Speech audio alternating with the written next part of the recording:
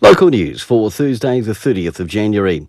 This weekend, we'll see Carterton play host to over 100 firefighters, making up 17 teams and volunteer officials from brigades across the North Island for the UFBA New Zealand North Island Waterway Challenge. With strict water restrictions in place across Wairarapa, the UFBA has been working closely with the Greater Wellington Regional Council and will bring in a privately supplied water tanker for the competitions. The action kicks off Saturday, 8:30am at Carrington Park. Applications for round 3 of the Community Grant Funding Scheme are open now, but do close on Valentine's Day.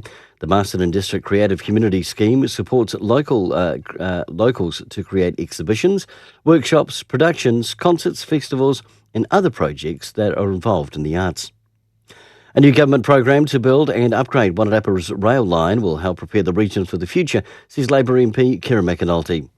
Wellington Regional Rail Package, including a new platform in Featherston and new passing facilities in Carterton and new facilities as well in Masterton.